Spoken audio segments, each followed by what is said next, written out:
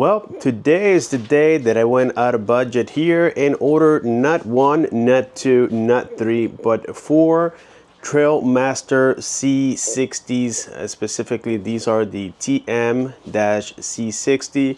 It is a fairly new dirt bike to the market, and well, I already have several bikes on here. I have a dirt bike that I purchased locally. This is a 300. We're going to talk about this later, and it is also a TrailMaster. I do live in South Florida, and the trails are in Central Florida, which is about 3 hours away from me, but we can't wait to really explore things with these new bikes, guys. I paid roughly with everything, it was like 17 for each, like 17 or 19. I can't recall right now, but I know it was a few dollars to get these shipped to me, and they came quite quickly. I got them from txpowersports.com, and we do have things here like the oils. We have a couple of different accessories that I already purchased for these. So without further ado, you're going to start with mine, which is the green color, and then we're going to assemble the other ones off camera, but at least I'm going to give you a good idea on how to put it together. Well, after almost breaking my back, we got the green one out of the little pallet that the others came in. This is it, what we get inside of the crate. We do have to remove some bolts so that we can get this whole cage out. This is the 19-inch front wheel. It is a 4-speed transmission. They are a little bit different. You have neutral all the way to the bottom, and then 4-speed going up.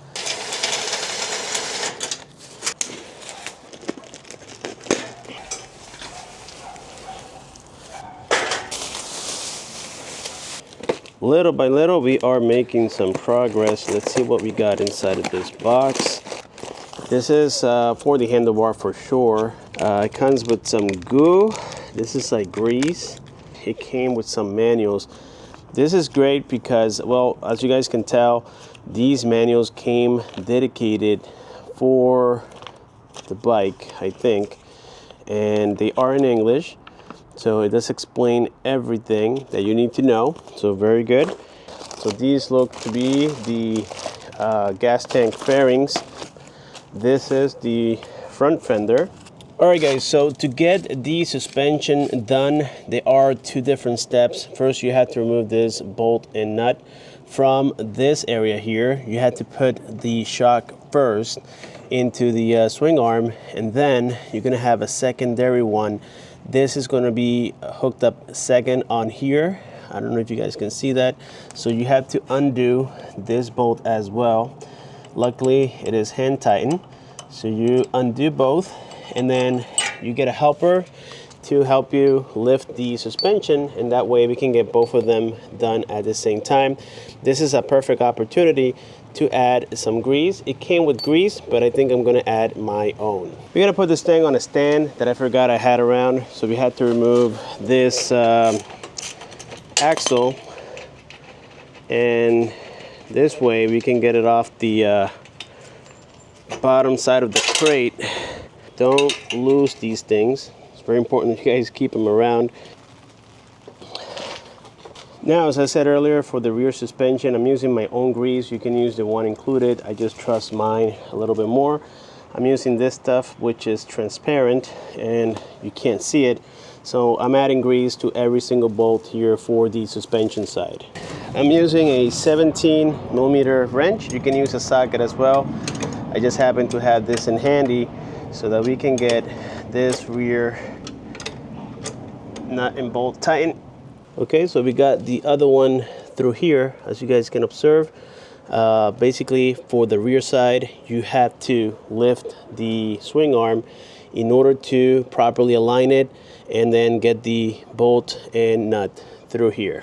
The bolt itself is a size 13, so I'm using a wrench, and then I'm using a 14mm socket for the nut. And there we go. Our next step is to install the handlebar. We have these brackets in which they go on the top side. Now, you guys are going to see that they have a kind of like a more angle side than the other. That part goes towards the back. and then I'm going to put it on the front side of it. So you can see 2 holes. That depends on how long your arms are. So mainly adults will ride these bikes, so I'm going to put it on the front side. Don't forget to use thread locker on every bolt that you can, or screw. This is a size number 8 Allen. You start slowly.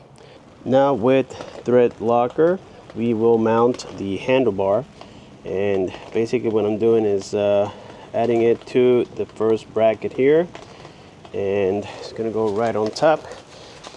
As I keep saying, guys, a helping hand is a must, because sometimes you need somebody to hold it for you while you get things done, and that's what we are doing here.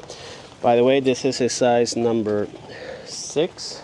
Let's confirm that. Yes, it is a size number 6 Allen. And there we go. Don't go too tight on one side. Make sure you leave a little bit of space, and then go to the other. You want to make sure that the gap here is the same on the other side as well. Let's see. All right, there we go. Perfect. And perfect. Before installing this bracket that holds the key ignition, you have to remove 4 8mm screws.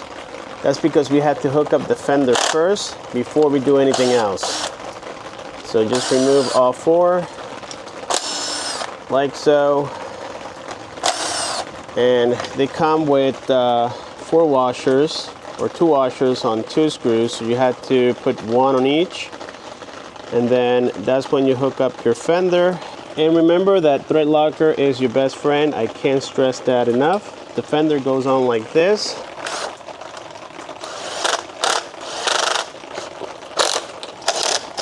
Now for the ignition switch and headlight bracket, we have 1 8mm screw that is already pre-installed on here. You have to remove it, and then add the thread locker. Then you have these 2 little openings here on the fender, and that's where this goes. And there we go. We got our ignition installed, and the headlight comes next. This bike came with 2 different faces. You have the one with the headlight and the one without the headlight. Obviously, we are going to aim for the one with the headlight, which is a very simple install. These are 8mm screws. You have to remove each one of them, and then they go here on the side, and you have one simple connection that goes in here. The wire, you can't miss it. It is right there, guys. Very simple to do. I think this has been the easiest part to do so far. And there we go. We just plugged it in. Now we're going to remove those screws, and it goes on like this.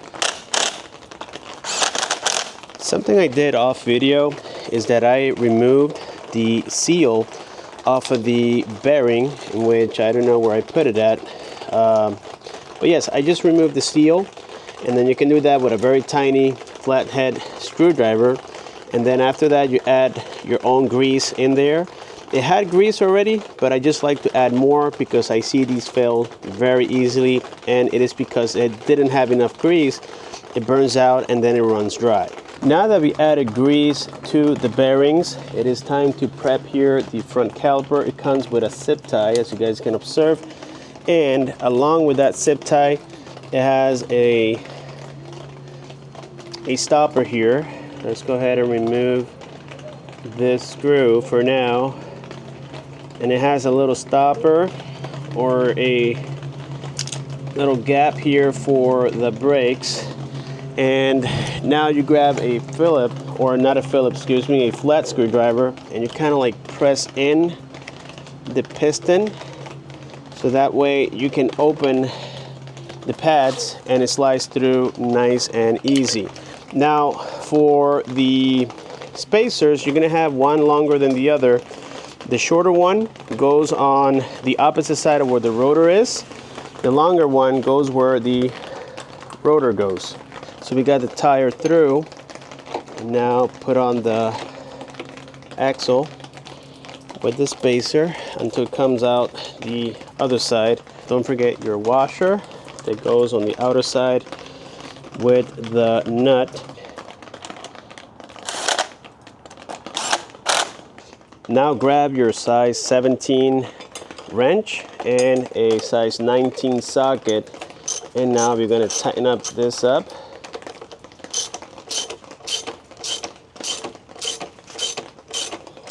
And it is spinning freely. Be sure to add these little ties here for the wires. They are there for a reason, and so we want to make sure they stay together. The second thing we have to do here is, with a size number 4, is to put the wire here or the cable that goes to the caliper, which is stretching it a little bit too much in my opinion. You can attach it here. If not, you can just leave it like this. It doesn't seem like it's going to cause any issues. As a matter of fact, I think that placing it here is going to cause a lot of strain on the wire, so I think I might not use this mount. But if you get a little picky, then just go ahead, be my guest, and put it on here. Now, something I will suggest, guys, is that whatever came already assembled, check it, check every bolt, check every nut, and if you want to go a little bit more secure, then go ahead and add thread locker. These bikes vibrate, and vibration loosens every screw that you can think of. So we got 2 hand guards, and these are actually easier than I anticipated to install. They are super solid, I can give you that. They have like a metal bracket that goes around the plastic here, as you guys can observe, and they are quite solid. I already hooked up here the left side, as you can tell, and it is super easy. So I was breaking my head with this. The only thing that you're not going to use are these little washers.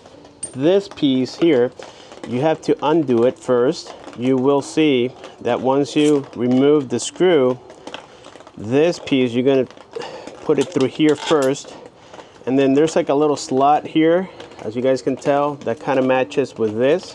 It's because this goes in here like that, and then you put on this nut on the rear side. I'm not sure if you guys can see that. Okay, now once you do this, you kind of want to make it, you know, a little bit tight so that it doesn't slip when you tighten it up. And there's another tube here that has like little cutouts. The cutouts goes towards the inside. They go on like this, okay? And then after this, you put it through here, and then this bracket that consists of 2 screws and the bracket itself, this goes on here. Let's see how I did it on this side. Yeah, it goes on like this, okay? And then you had 2 screws in which you want to add Loctite to them. All right, now once you put both of those size number 4 screws on there, you want to distribute the space on each side. Don't go too much on one side, kind of leave the same gap on both sides. But right now it's kind of loose. And then there's another screw, which this one is a size number 5. That would be this one here. Let's go ahead and check. This is a size number 6. You will also need a size number 6 later, but now we grab the size number 5, and then you simply align this bracket with the handguard and make it tight. There we go. Okay, and then the last 2 things that you want to tighten up is this size number 6. As you make it tighter, it's going to expand on the inside, and that's how it holds into the handlebar. And then this one, you just simply tighten those 2 number 5s, or number 4, excuse me, and that's how you get the handguard installed. We are now moving to the next step. Basically what we will do is remove the screw underneath the seat, which is a size 10, in order for it to come out. There we go. Now you can go ahead and pull the seat out, and then on the inner side of the gas tank here, you will find 2 holes. That's where 2 of the screws go in order to get the side fairings properly installed. So this is one of them, and you also have to loosen up this 8 millimeter screw, which has a size 10 millimeter nut on the rear. All right, perfect. Alright guys, so basically what I did here is remove that bolt and nut, which is this one here. And then for the top, you had three different ones, or one different one. You have two that are wider and flatter, and then this one is kind of like rounded and a little bit smaller. This is a size 4 and these are size 5. The two bigger ones, they go on the gas tank side, and then the rounded tiny one goes on the upper side. And then I would just put these first and then put the one with the bracket here last, because you had to adjust it. It comes pre-adjusted, but you have to move it in order for it to fit the hole in here. And that's how we got this fairing installed, and as you can see, it looks pretty good. All right, as for the foot peg, it's kind of tricky, but it's doable. So basically, when you're looking at it like this from the top, you're gonna have on the spring a side that is a little bit wider than the other. That wider side goes on the back side of the neck here, and then this hook goes on the frame here like this, as you can tell, the other one. So this is where it gets tricky, because you got to put a little bit of pressure in it, and then you got to twist it like so until you get to a certain degree. And then once you get it through, you can see how now the spring is working properly. Okay, it's easy, but it's kind of tricky at first. So we went ahead and removed the rear tire, and the process is very similar to the front side, with the exception that we have the chain, but it is exactly the same sizes. So we have a 17 for the axle and a 19 for the nut. And then once you remove it, what you want to do is remove very carefully the seal without damaging it, and then you want to add some more grease on the inside. It came with grease, but it wasn't enough to my satisfaction, so I went ahead and added some more in there, and that will just simply prevent problems in the future. You always want to make sure that your chain has a slack of about no more than 20-25 millimeters. So make sure that you tighten it up before you even take off. Remember that these chains will stretch up. This is a 428 chain, and yes, you may have to adjust it right after a few rides, just because of their tendency of getting stretched very easily. It seems of good quality, but it is always a good idea to check it. Also make sure that your alignment is proper on both sides, so that the wheel doesn't wear off prematurely. Perfect. Well guys, it's been about maybe 2 hours since we started, but we have been recording. We did things that normally people don't really do, which is adjust the rear wheel. We greased the bearings. So all of these things are taking time, and it is to be expected. So the bike is 100% assembled. We still need to add gas and oil, but we decided to also replace the carburetor for the knee. This is the N26, I believe it is the PE26FL, and it came with a PZ27. Now, when you look at both of them on the inner side, this is definitely not a true 27 millimeter carb. This is a true 26 millimeter carb, because the opening on the inside is in fact 26. This one, the opening on the inside is not 27. This one, you can't open it, and I'm referring to the factory one. You can't open it to rejet it or even adjust the air screw, nothing. Another thing you should do right out of the box is replace that Chinese oil that comes with it. For that, you're gonna need a 17 millimeter socket. There's like a little hole right here where the mud guard is, and just open the dipstick and then go right underneath it like so.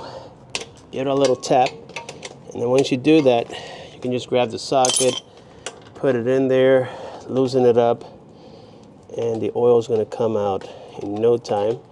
This is before even starting it, guys. Now, when you're doing the break-in, many people, choose the non-synthetic. That's what I'm adding, because synthetic is usually recommended after you break in your bike. So in this case, I use this oil for this bike, which I bought already used.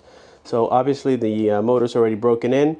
I use full synthetic 10W40, but with this bike, at least for the first couple of hours, we're gonna use this oil.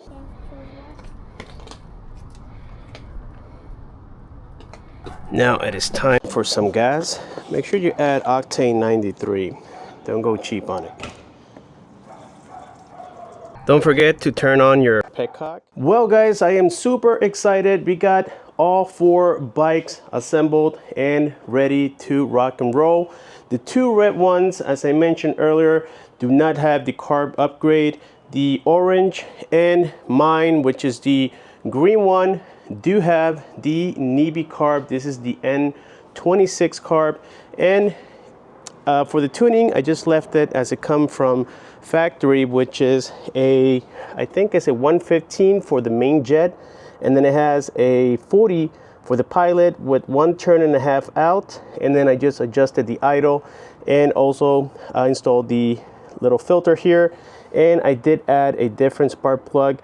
The NGK 7544 Iridium spark plug is great for these bikes. Don't forget to put the oil, check your tires, make sure that your chain is nice and straight. Just the normal stuff, guys. Today we have pretty bad weather here. The owners of these 3 bikes, the 2 reds and the orange, they are working, but I made an appointment for them. We got the MCOs for them in order to get them registered along with the bill of sale. So yes guys, when it comes to the specifications, we know that these have a 19-inch front tire and a 16-inch rear tire. They come with the 160 cc motor, which they do give out about I think it's 14.3 horsepower.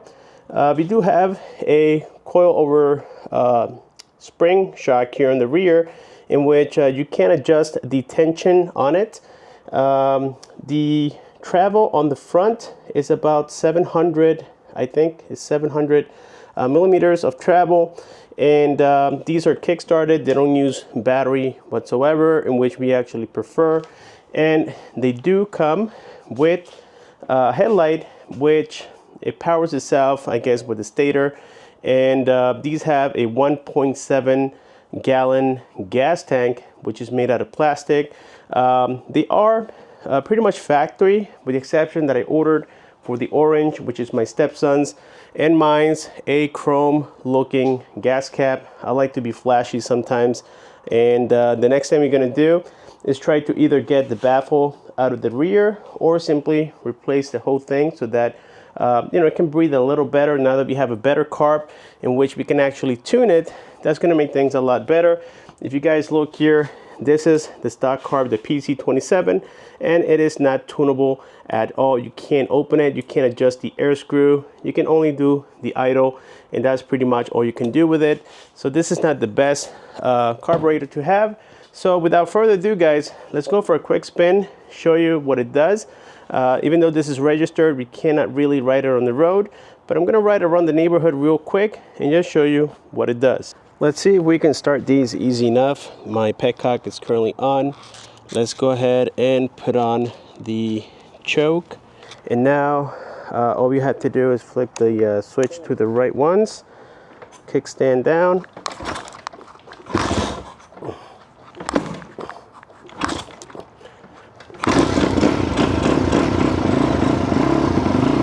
Three kicks, and it's completely cold. Let's put the choke out.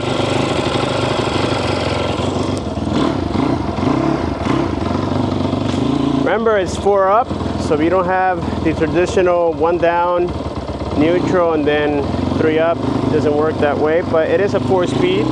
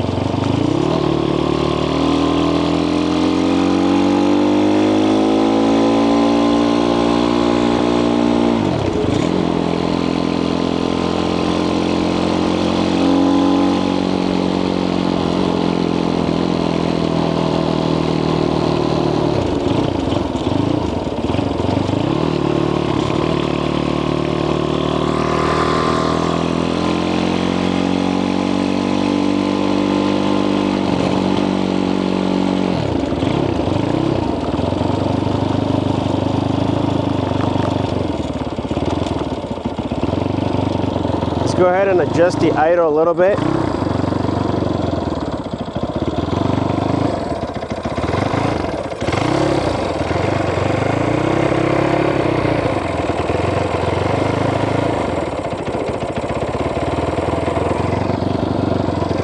I think that works. So far so good, guys. I think that's it. We got the idle perfect.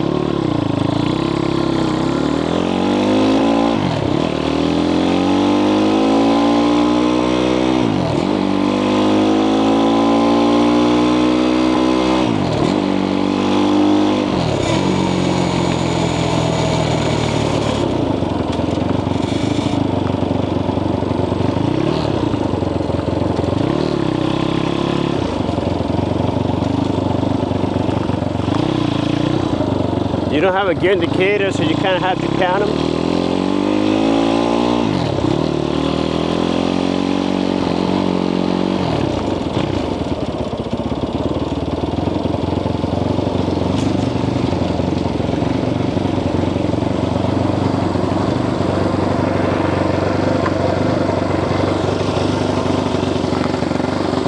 And there we have it, guys. I think I put the idle a little bit too high.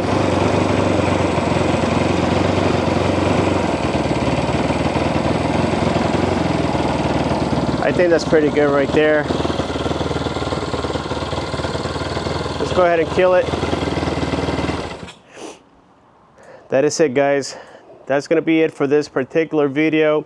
We're gonna be doing a trail ride very soon. All four of us is gonna be a group ride to really test what this little TM-C60 has to offer. Stay tuned to the channel. Don't forget to hit that like button, subscribe, comment, and share. Click on the bell icon so that you don't miss future videos like this. And I'll see you guys on my next one.